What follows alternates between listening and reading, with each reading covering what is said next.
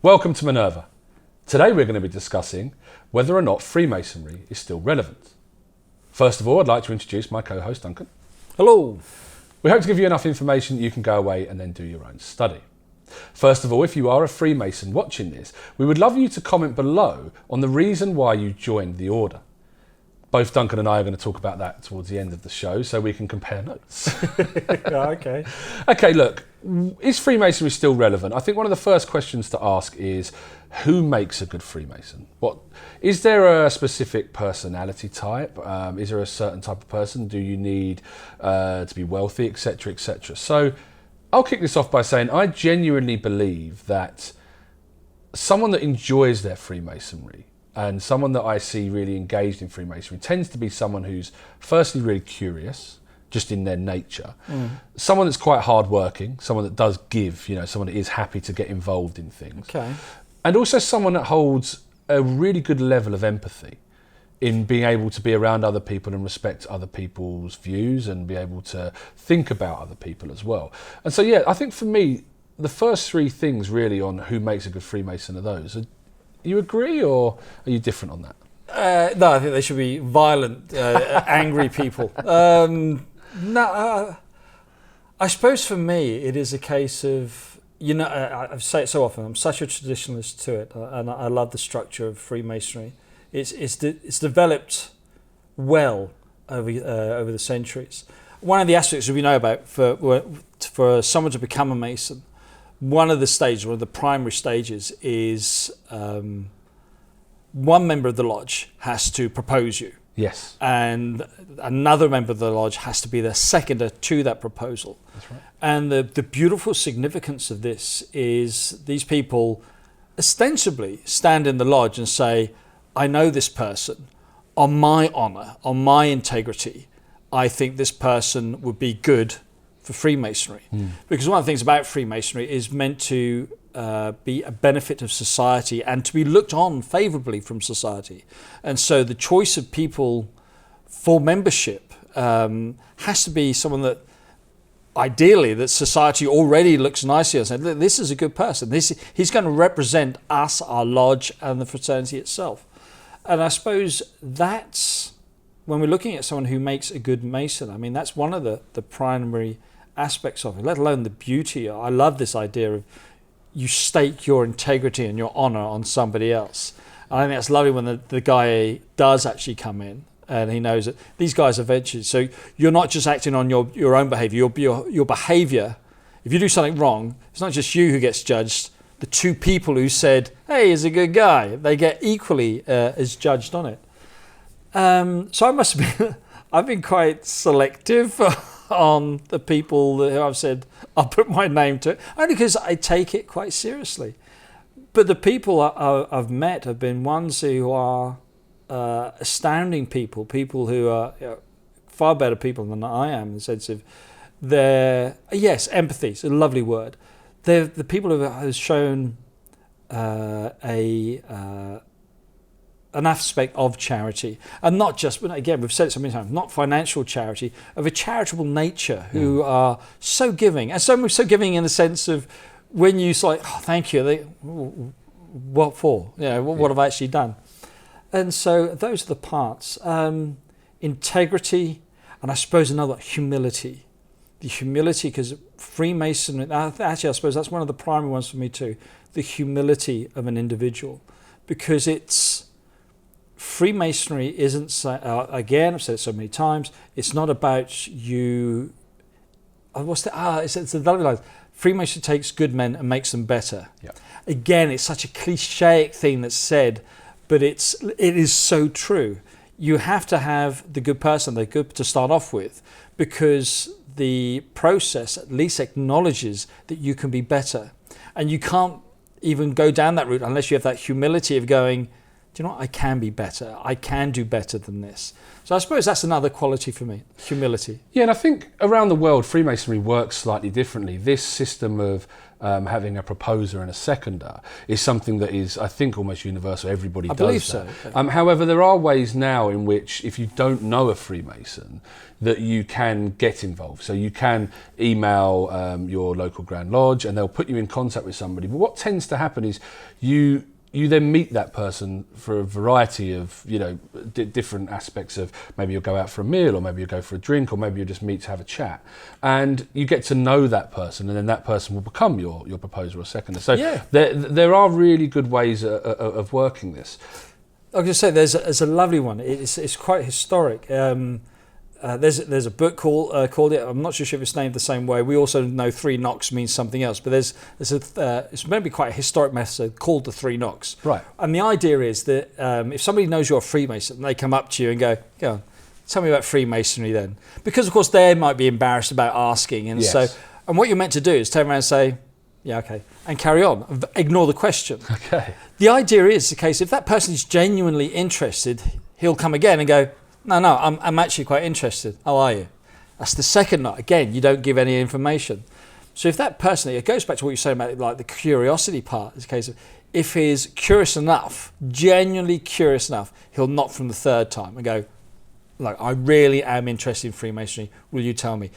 Because he's knocked 3 times, it's not a superficial question. The person is actually interested. And so I like that method. Yeah, that's really interesting. I hadn't heard that one before, but that is, I really like the idea of that, actually. And looking at people, we're now talking about people joining, etc. One of the things that's levelled at Freemasonry quite regularly is the fact that you need to be wealthy.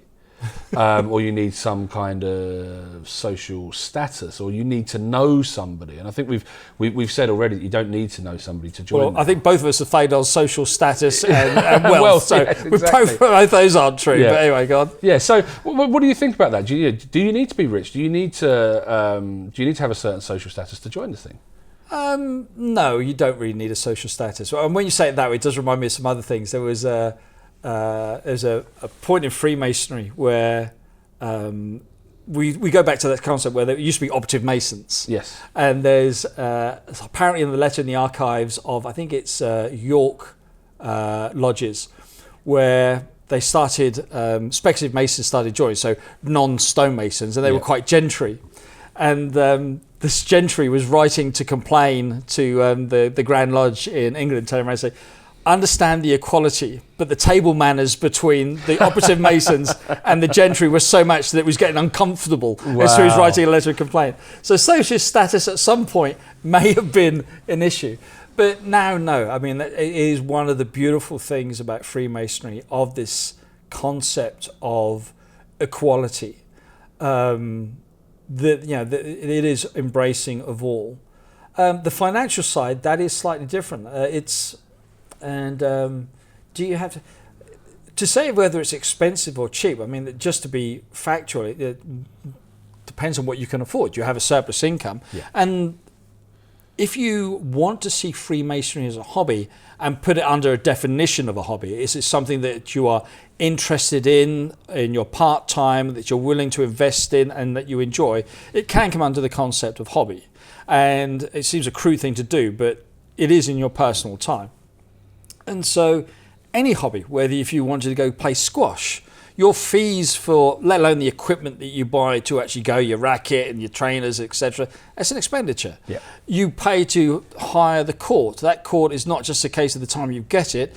It is there is an averaging out of how many times that court's got to be done to pay for the building itself. And that's the same with Freemasonry. You have your fees for joining. There is a huge administration thing that gets paid for. You have the lodge that, if it's a lodge building that's specific with Freemasonry, that's normally more expensive.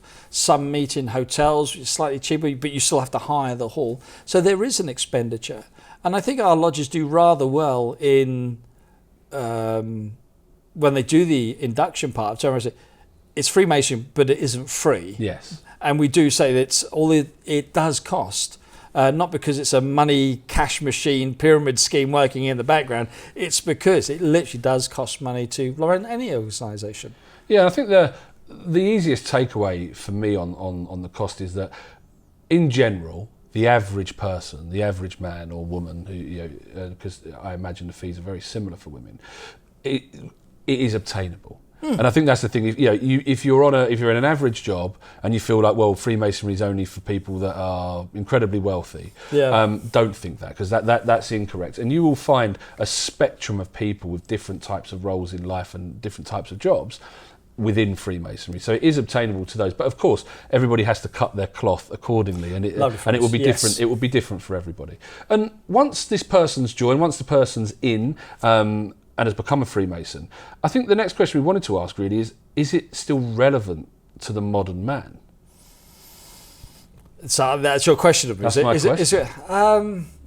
The thing I find fascinating about this, when we think about it and talk about it, it's a case of when we look at, we keep saying we're going to have to do about an episode over development of Freemasonry and its origins, sort of thing. Yeah. But we both know that there's points of points in Masonic history and social history that are so intertwined that we can see the benefits of why Freemasonry exists. The most obvious was after World War I and World War II. We've mentioned it in other episodes, where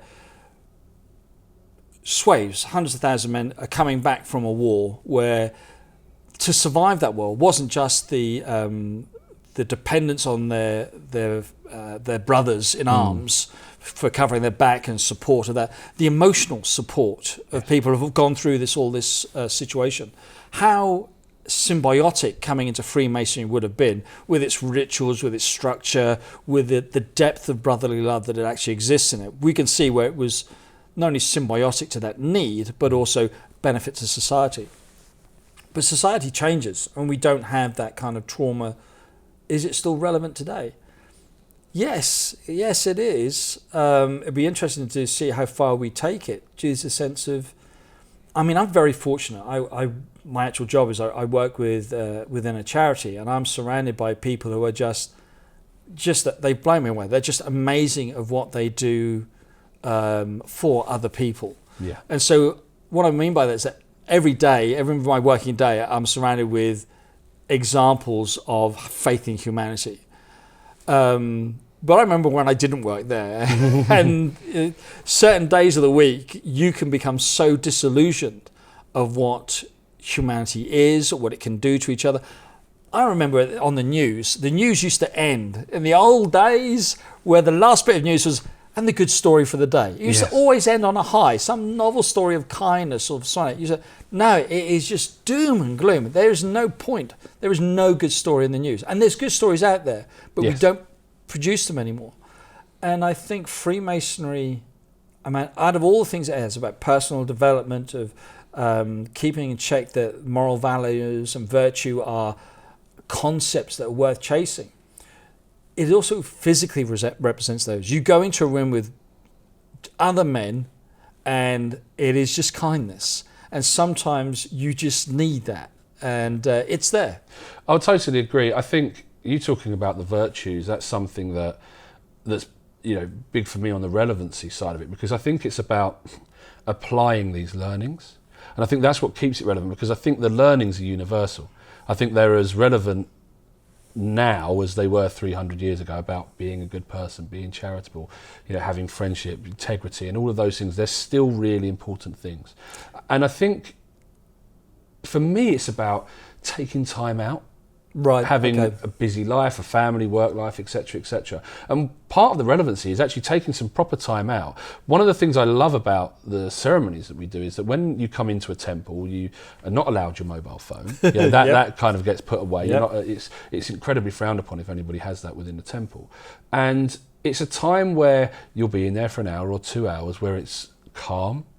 It's most of the time relaxing, but you're in a space and you're focused on something. And however you receive Freemasonry, so some receive it on a reasonably spiritual level and they feel they get something like that from it. Others just see it and visualize it as a set of plays and ceremonies. However you do that, it's still nice to take that time in the hustle and bustle of modern life to be able to relax. There is that. There's another aspect that I enjoy. I use it as a we call them a speech. We have well, let's go through it. At a meeting in England, we normally have the ritual. We have the event in the lodge. Yep. We then have a meal afterwards, which we call the festive board. And then, of course, we close off and we go off to the day. And there's speeches that we do at the festive board. And this is one of the speeches that I give at this.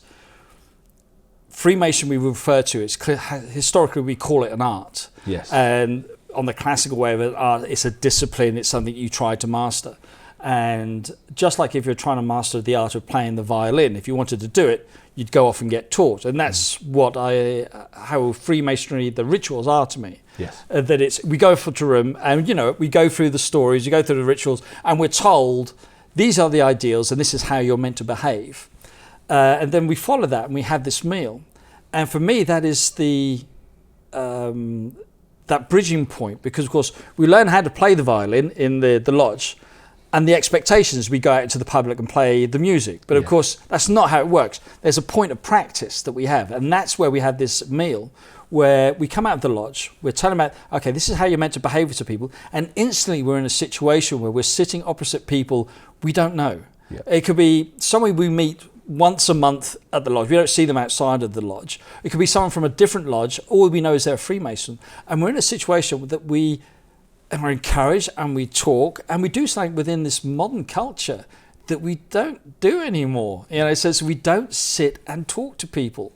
And it's going back to that cynicism of watching the news and say how depressive it is. We're kind of losing that skill. So I suppose really in reflection as the conversation goes on, it goes to is Freemasonry still relevant? Does it still offer something practical and tangible? Then yes, because if we want to have a society that is empathic and understanding and impartial, we have to communicate and we have to have these things. And that is what Freemasonry offers on a very practical level. It teaches us there. Yeah, I agree with that. And I think the society has moved on so much in a very short period of time with the internet and us being now networked across the world, and we find different ways of learning. And learning is something that's changing, and it's phenomenal if you look at the way education is changing. And like the people that are watching this would be watching us because they're interested in a subject which we are perceived to be experts in. But that's what they'll be doing to learn that. One of the things for me is that is a really great way of doing things, and don't get me wrong, I often use YouTube and other things like that to learn something really quickly, and I think it's something that we've just now got in our arsenal as human beings to be able just to go bang and be able to do something really quickly, whereas years ago it would have taken a long time to perfect those skills. What you're doing in Freemasonry often is learning directly from people, one-on-one. As you say, you'll be sat across from somebody who you don't know very well, and you've got to learn to get on with them, but you've also got to learn to be a raconteur and tell a story and all of that type of stuff. And those are skills that aren't taught at school. Those are skills that you don't. And I think this perception sometimes outside of Freemasonry that people in Freemasonry tend to do well in their careers is often because I think they get this roundness from Freemasonry that they can take into the business world or take into whatever world they're dealing in and be able to actually apply those skills of just being able to hold a conversation, being able to look somebody in the eye and shake their hand. Yep. These are all basic things which I think people are learning from Freemasonry, and we don't teach them. Public speaking's another one. The confidence to be able to stand up in even a small meeting at work or in front of 500 people if you're talking about something. To be able to do that, Freemasonry bridges that gap. It does, yeah. And as you say, so many jobs now offer this training course to do it, where you've got somebody in front saying this is the techniques. But the wonderful thing about learning it within Freemasonry is around people who are just being kind. And so it's not like a case you're trying to fill something for a sheet for your appraisal for the year. Exactly. It is. You've just got people who go, look, don't worry about it. Try it this way. Or especially when you're talking to at the festive board, you're sitting opposite someone who, and they sense you're awkward. People know where. I know you're in an awkward situation and you want to talk, but there's a mutual understanding. The guy is not judging you in the sense of, oh, you're weird. He understands that, okay, you don't know me, I don't know you.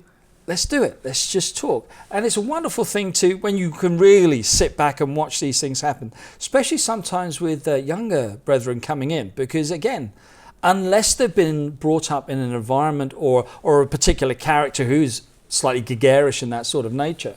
Watching people develop that way. I did. I mean, when I started, although loud and proud and was in entertainment, it was actually hard to go to Freemasonry during the rituals, because being on stage and being a character, that's fine. You had a defense. Yes. You're somebody else on stage. So when I joined Freemasonry and they said, oh, you could be on stage. Oh, you'll be great at the rituals. I was awful because it was me doing it. Yourself, and my confidence going around it, I was awful at it. And the great thing was the guys were going, look, it doesn't worry. It was fantastic. And now, love it. And it has helped. It really has helped. I wouldn't have thought about it until you actually said it. But there you go. Okay, so moving this on in a slightly different direction, I want to talk about why people have become Freemasons across different ages. I think we're aware, and I'm sure most people watching this would be aware, that there are a number, and have been a number, of famous Freemasons. People who have been the captains of industry, and people who have been very, have had some fame and status because of what they've actually achieved in their lives. And you'll often find even people who were quite important, but maybe we don't know so much about. I'll hear a name and I'll be doing a piece of research. I'll either do a Wikipedia search or I'll open a book, and it always seems to be, oh, that person was a Freemason. How strange. Because in times gone by, it felt like people who had some sort of social status tended to be Freemasons, and that's not the case anymore. And I think, in thinking about that, I wonder if you feel that Freemasonry has thus lost its way. That's an awful question to ask a traditionalist. It's a case of, no, Freemasons gone this way, 200 years, we haven't lost our way. Society has, we haven't. No, joking aside though, one thing we have to do is look at it in context and look back at those ages where we'll look at these people of high status, captains of industry. What was their purpose of Freemasonry? Was it because of what a Freemasonry is, or was it what Freemasonry gave to them? Yeah. I mean, we do know at that point of history where if you're a captain of industry or someone of a social standing, it was vitally important to be seen as being moral, Yes. The moral concept. I mean, possibly one of the best examples of it is Dorian Gray, a novel where, of course, the whole picture, the whole concept of the story is this guy is to be seen as lovely, to be seen as, but he could do all this immoral stuff. Right. But it was the perception of how society saw him. And we know from the writings of Hogarth, he was early 18th, late 1700s. Anyway, William Hogarth, the guy who famous for the etchings, famous Freemason, who wrote very angry letters about people in society who became Masons to be seen as being moral, but were equally in the papers for such immoral behaviour. No, he was arguing that says that these people should not be Freemasons. They have no intention of following the conducts of virtue. And so when we see so many people back then, we do have to question what was their motives. I'm not saying it was a bad motive, it was just maybe it was more culturally accepted to do so. But bring it into sort of the modern age, do we still have an issue? I think we actually do. And one of the primary ones is the case of, as we know, one of the first thing we have on the requirement of being a Mason, especially in England and under most regular Masonry, is that you're required to have a belief in a supreme being. Yes. Now, it might be difficult for people in other countries to appreciate the difference. It might be a bit of a shell shock. But in England, we don't. Even if we had a faith, we might talk about it, and even sometimes incidentally, because we've been to church. I can't go so I'm at church in the morning. But the rest of faith, our personal spirituality, we keep incredibly private. Definitely. It's not a general conversation. Like if you and I went to the pub, we would get, how spiritually are you feeling today? Are the heavens in line with you? We wouldn't do it. No. Another, I think, fun cultural difference, and no offence is meant by it at all, but I think it illustrates the differences. I think there was a thing where George Bush, as president, turned around and said, God had spoken to me and this is why we're doing this. And vast Americans, it's fabulous. Well, if God spoken, let's do it. If our Prime Minister turned around and said, God has spoken to me, we'll be out, just sit him down over here, somebody in, take over. Yeah. It's not in our culture to do it. No. We respect it and it's very private. And so how this leads on to a sense of why maybe one of the reasons we don't have the social elite now going into it, is because the first question a researcher would go was the requirement, believe in God. Oh, you believe in God, tell me about it. It's now become something that's peculiar, and we stem away from actually that. But we've got to take solace in the fact that if we're looking at, is it the social acceptability, when we're looking at who are Freemasons or who are not, our Grand Master is the Duke of Kent. Yes. A senior royal is the head of our order.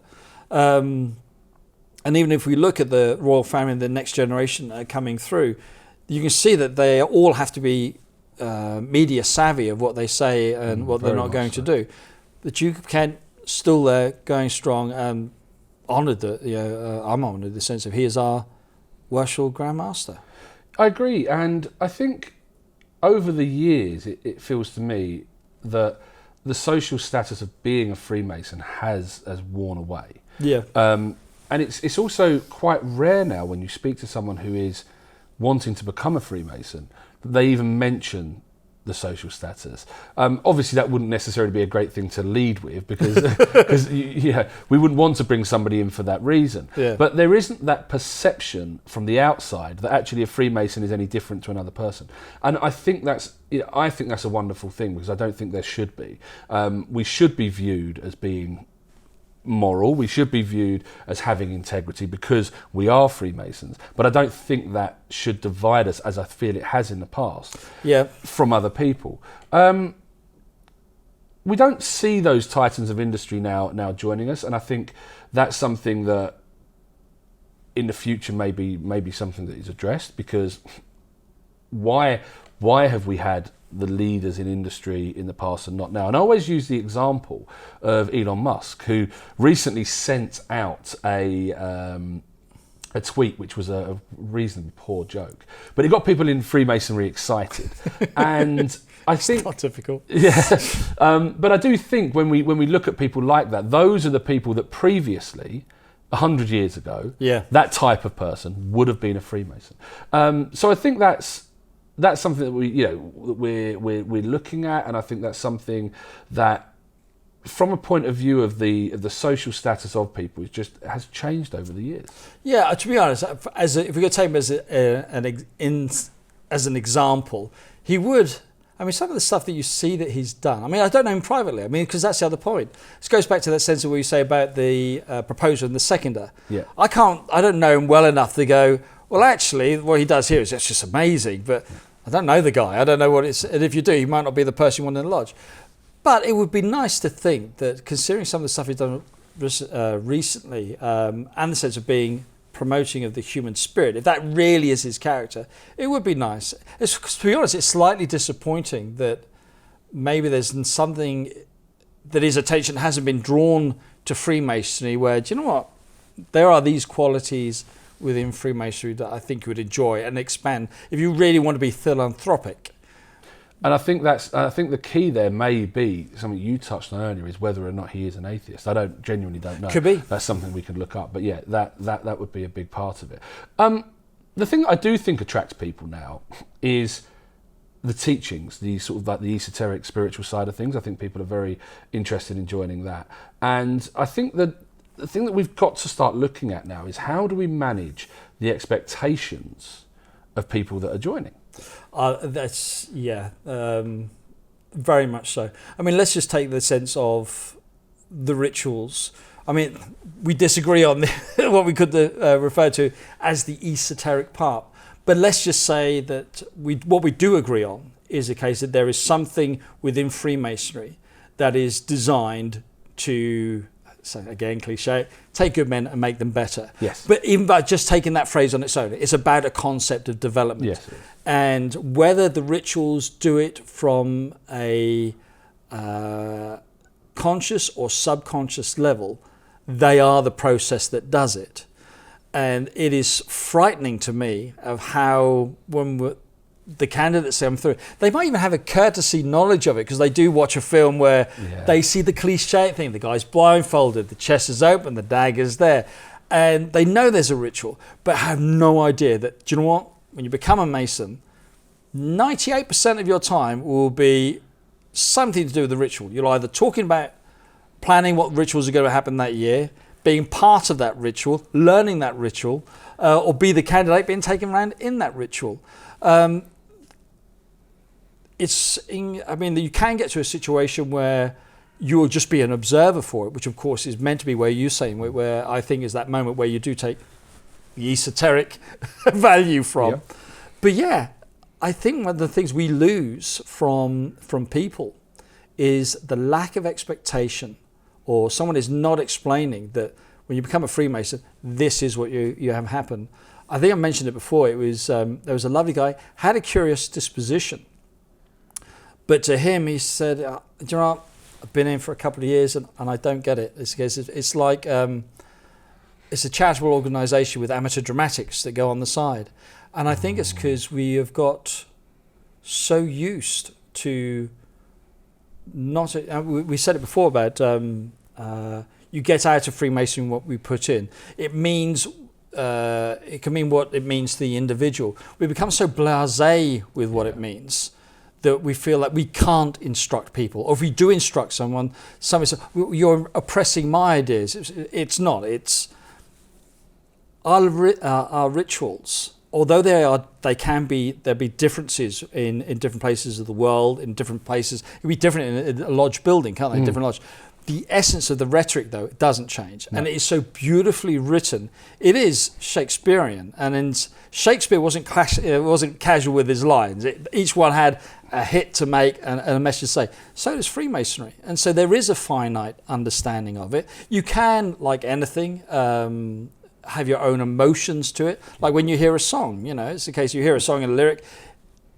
The song was written with the artist's intention.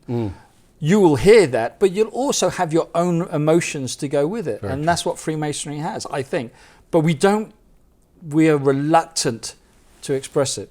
Yeah, and I think, you're aware that I've given talks within Freemasonry on setting expectation. That talk often divides people 50-50 because it's quite hard and it's quite real, but it does really put upon Freemasons to say, you are the people in charge here, to tell those that are joining exactly what it's about. Yeah. And actually, if you give them the information up front, if you tell them what the expectation is, hopefully when they join, they will feel far more comfortable. Yeah. And we often talk about, in England, certainly, this wobble. The wobble that people have. When I joined Freemasonry, my expectations, I feel, were really set pretty well. And I knew the expectation. I knew what was kind of going to be involved. And although I knew nothing about the ceremonies, I had an expectation of what I would be doing calendar-wise, shall we say? How much time it would take, etc., etc. And that, my lodge were very good at sitting me through and explaining that purpose to me. But lots aren't, and lots are afraid of losing people because there's this horrible phrase, well, it will only be 5 nights a year. And of course, what that means is traditionally in England, we have 5 meetings a year.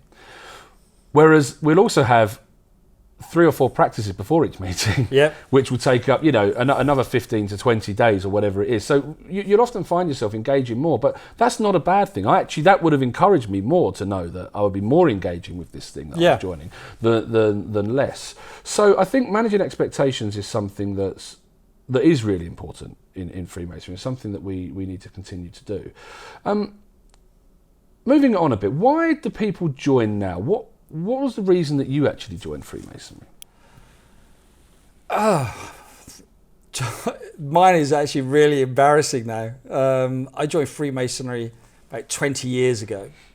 And I think it was similar to you were saying. I'd read a lot of books on that either concluded or Freemasonry would come up as a topic area. And I was interested in the Knights Templars. Of course, I was reading books that said Templars started Freemasonry and which we're not allowed to talk about for another subject. And it was actually I joined before National Treasure, the film had come out. But Do you know what? My mindset wasn't far off that. Right, You know, okay. It's so embarrassing because then I sit here as the official cynic. Yeah. I was the person hoping that I was joining Freemasonry and I'll be listening to a 300-year-old ritual that's been time immemorial, that I'll have access to archived texts. I was all ready for it. And none of that happened. The fortunate thing for me is a case of, although that expectation was not met, what I found was so much better. It was, it hit on the day, I think I mentioned it before, where it was surreal. The friendship and the kindness. It took a moment, it took time to translate. I said, okay, so the ritual's not 300 years old? Well, possibly a couple of lines. Yeah. What do you mean it's not universal? Don't they do the same in America as they do here? No, that's a different one. And France, totally different. Oh, okay, so it's not universal. And that became an exciting journey then to find out, okay, it's different. So how is it different? And so I enjoyed that. But nothing, it was like two different aspects. But there was nobody tapped me on the shoulder. I was someone who knocked on the door and said, I'm interested, can I join? And so that was me.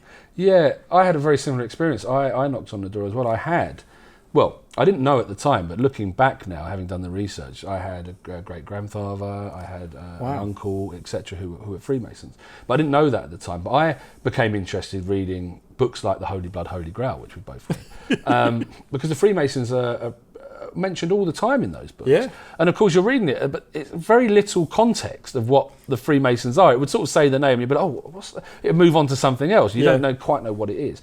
And so that was my experience of, I joined it. I was just really curious, genuinely curious as to what it was about. And I had, as I say, really, my lodge were very good at setting my expectation of what it was going to be, and I felt that when I joined, I haven't had that kind of wobble that people do tend to get within Freemasonry, where they feel like they slightly become detached from it, or they're not sure if they want to go anymore, and that tends to happen at any point between the first sort of 10 years. It's different for different people, and I personally haven't had that because, as I say, I feel that my expectations were met. But the reason I've stayed in Freemasonry, I think, was something that I discovered in that I met a lot of people that were like-minded. Yeah. But I had found that in previous friendship groups and where we were linked around different subjects, be it football or be it something else, that we all felt that we would think the same way. Whereas in Freemasonry, I was like-minded, but it might be like you and I being friends, where we think differently, but actually we have just great debates. And that was the sort of thing that kept me. It was engagement with other people on topics which I often had no idea about, but I really wanted to learn more about. Yeah. On that concept of wobble, I'm one of the ones who did have the wobble. And one thing I'd like to clarify, I know you mean it as such. It's never been a wobble. I've never heard of a wobble. So English, wobble. Yes. A wobble. I've had a wobble. It's never because there's been a question over the sincerity of Freemasonry. No, not at all. It's always been a case of, for me, my one was quite similar to the guy who said about the amateur dramatics part. I enjoyed the rituals for what I enjoyed. Yeah. And I came to a point where, well, actually, I do the text. I read the texts. I do charity work on the ones. It's actually an emotional drain to go. Although it's great being there, my private life is this. I've got to do this, this, and this, and it's hard to make that commitment. So I thought, well, actually, I can get all of this without going to the lodge, and so I step away from it. The thing is, again, what we call it the wobble is a case of we sway to and forth, and then we do. Generally, most people do come back to Freemasonry because, not far off what you're saying, no matter, I could continue my studies, I can continue going more and more into the research of the rituals. I can still do the charity bits and pieces, but what stops is that first thing I think I mentioned earlier when you can read about rituals. Yeah. It's nothing to experience them. Equally, it's nothing to not see somebody go through the experience. And that friendships that you actually build up, the camaraderie that's around a table of laughter, singing, it's just a wonderful experience, and you realise, do you know what? That's what's worth it. And when you actually think about what the whole thing about Freemasonry is, and you realise that's the thing that brings you back, there you go. I agree, and I think one of the other points is about sort of work-life Masonic balance. Yeah. You know, a lot of people will join Freemasonry and not realise how involved they want to be, and they become quite involved, and of course then that causes other issues with either their domestic life, with their family, or with their work life. And it's about striking that balance, and I think that's really important. And whenever I talk to guys that are joining who are new to Freemasonry, certainly those that tend to be a bit younger and have young families, I often say to them, the best thing you can do is just have a joint calendar and put all of your dates in your calendar and make your partner or whoever it is, you know, your family, etc., aware of when you're going to be at lodge. Because as we know, those dates are often set in stone. Yes, yeah. And so you can put those in for the next couple of years and people will know when you're likely to be about and when you're not. And I think in doing so, that just gives the courtesy. As we often hear, someone will phone up at the last minute and say, I'm really sorry, I can't come, I've got a bit of a problem at home. Yeah. And I think that's a bit of code for, I've just got in, I jumped in the shower and come out, and my partner said, oh, what are you doing? Yeah. Oh, well, I'm going to lodge tonight. Oh, are you? You know, and we all know what happens from there.